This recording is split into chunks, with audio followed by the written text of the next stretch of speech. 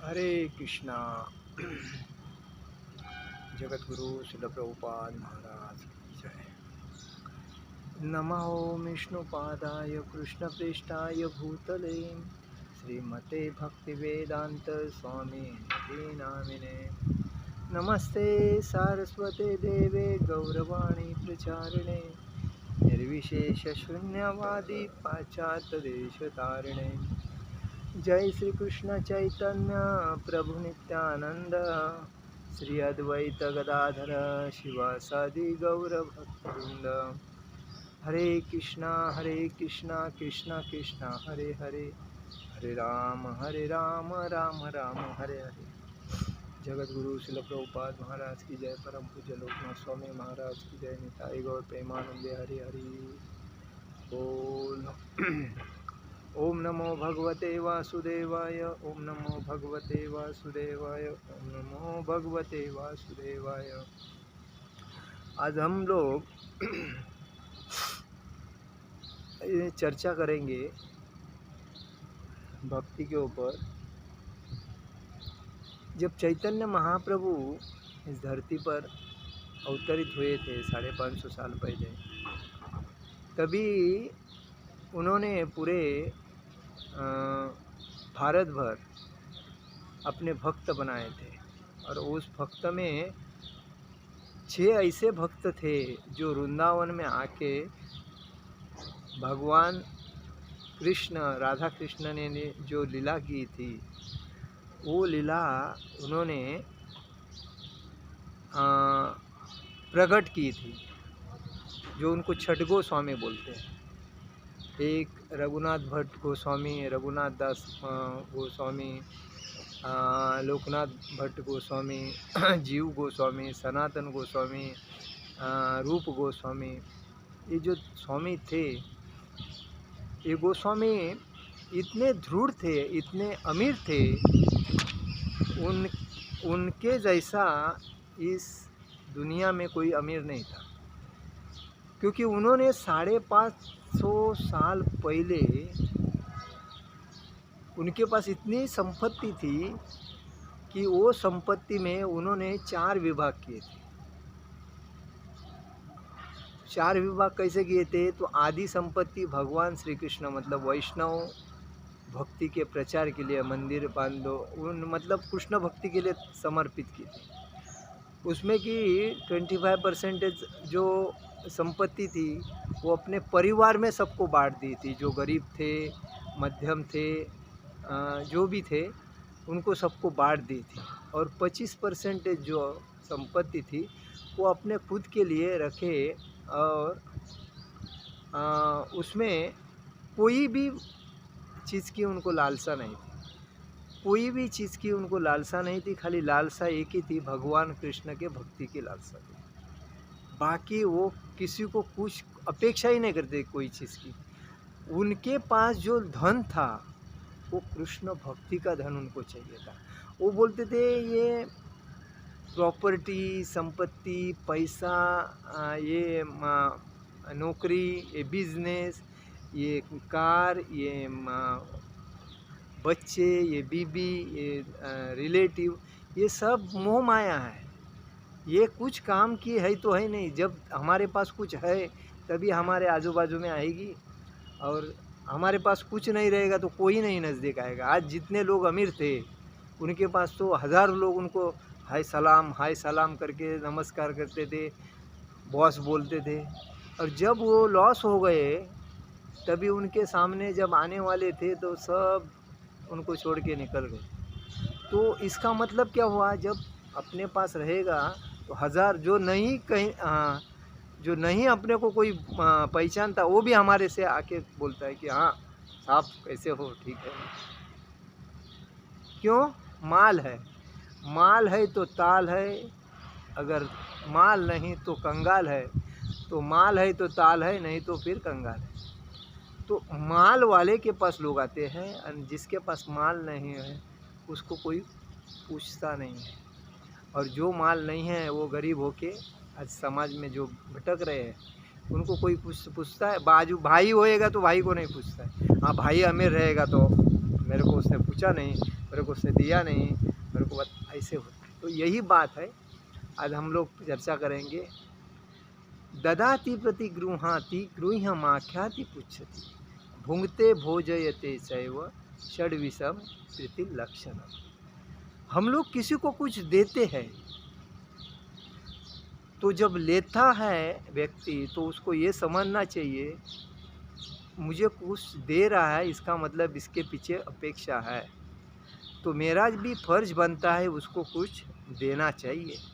ऐसा नहीं कि उसने फ्री दिया है तो मेरे को अच्छा, कितना अच्छा आदमी है, कितना अरे क्या स्वभाव है उसका, हाँ हाँ, वो आदमी इतना आदमी के लिए जान बिछावर देता है, ऐसा बोलते हैं। लेकिन ये वो लेने वाला आदमी ये नहीं सोचता है कि अरे वो ऐसा दिया, इसका मतलब उसका कोई पीछे उद्देश्य है। आजकल कोई भी किसको कुछ नहीं देता, इसका मतलब क्या है? तो जब व्यक्ति का उद्देश्य रहेगा कुछ उसके पीछे, तभी वही देगा। लेकिन भक्ति में क्या है, भगवान को हम भक्ति में जो भी कुछ देते हैं तो भगवान उसका 1000 पट हमें रिटर्न देते हैं। इसका मतलब क्या है, भगवान सर्वोपरि है, हम तो भगवान के अंश हैं, और जो भक्ति में है वो भगवान सबके हृदय में अंश स्वरूप है।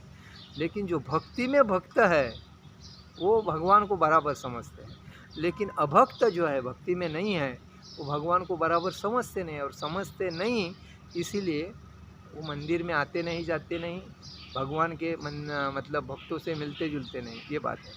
तो इसमें दिया है ददाति प्रति गृहाति गृह्यमाख्याति पुच्छति भुक्ते भोजयते सैव षड्विधम प्रीति लक्षण। मतलब जो व्यक्ति हमें कुछ दान के स्वरूप देता है तो हमारा भी फर्ज बनता है ददाति प्रति, दूसरे को भी हमें कुछ ना कुछ दान देना चाहिए। अगर उसने मुझे दिया है इसका मतलब ये भूल लिया और चुपचाप रहेगा, नहीं, देना नहीं, ये गलत है। जब उसने दिया है तो हमारे को लेन देन का व्यवहार रखना चाहिए। और उसके बाद जब लेन देन के व्यवहार में जब व्यक्ति अच्छा लगता है तब हमारा विश्वास बनता है उसके ऊपर, और विश्वास बनने के बाद हम उसको अपने मन में जो छुपी हुई जो बात रहती है वो हम उसके पास प्रकट करते हैं, जो कि वो दूसरे को नहीं बताएगा, वो मेरा खास आदमी है, ऐसा बोलते हैं। वो ये माख्याति पूछो। और कभी कभी हम लोग क्या करते हैं, तो ऐसे में लेना देना दान प्रदान करना ये अपना फर्ज है। तो कहने का मतलब यही है कि हमें ये करना चाहिए, देना चाहिए, एक दूसरे को मदद करना ही चाहिए। लेकिन हमें ये नहीं सोचना चाहिए उसने किया तो मैं क्यों करूँ, ऐसा नहीं करना चाहिए। इसीलिए कहा है दान देना भी चाहिए और स्वरूप दान स्वीकार भी करना चाहिए। विश्वास में आकर अपने मन की उससे बात भी प्रकट करना चाहिए। कभी कभी हम लोग गोपनीय ढंग से उससे बात पूछते हैं उसके मन में से निकालने के लिए, ये भी होता है। तो हम लोग उनके मतलब कुछ देते हैं, कभी उनके घर पे उनको बुलाते हैं, हमारे घर में प्रसाद ग्रहण करने के लिए आए, कभी हम लोग उनको प्रसाद देते, तो ये भी होना चाहिए। तो प्रेम पूर्व व्यवहार बना रहता है। नहीं तो ऐसा नहीं कि उसने दिया अभी हमको नहीं देना है यार, जाने दो उसने, तो ये अलग बात है। कभी उससे स्वार्थ बन जाता है। आदमी जब ज़्यादा देता रहता है, अपेक्षा नहीं करता, उसके पास सब कुछ बढ़ता रहता है। और जब आदमी लेता रहता है, देता ही नहीं, तो वो लॉस होता है। क्योंकि देखिए, देने वाले जब कुआं खोदते हैं हम लोग ना, तो मिट्टी जब ऊपर डालते हैं तो आजू बाजू के बंद जो झरे होते हैं पानी के आने वाले, वो प्रकट होके पानी और बढ़ता है, और बढ़ने के बाद पानी शुद्ध भी बनता है और ज़्यादा भी बढ़ता है। मैं जब कुआं खोदता था तभी मैं मिट्टी निकालता था कुएं में खुद के उतर के, तभी मैं देखता था कि कितने झरे लगे हैं पानी आने के। तो खोदने से पानी ज़्यादा आता था, लेकिन अगर नहीं खोदाई होता था तो पानी मिट्टी उधर के उधर रह के झरे बंद हो जाते थे, मिट्टी पानी बंद हो जाता था, शॉर्ट होता। तो यही कहा गया है कि देने वाला जो होता है ना, उसका दिल बड़ा होता है।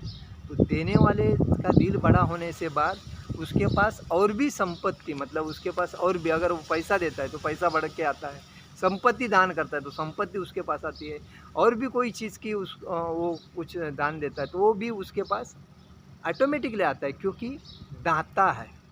दाता का मतलब गरीब की सेवा करता है, समाज की सेवा करता है, वृद्धों की सेवा करता है, भक्तों की सेवा करता है। तो उसके पास भगवान कोई ना कोई व्यक्ति निमित्त बना के उसके पास देता रहता है। क्यों?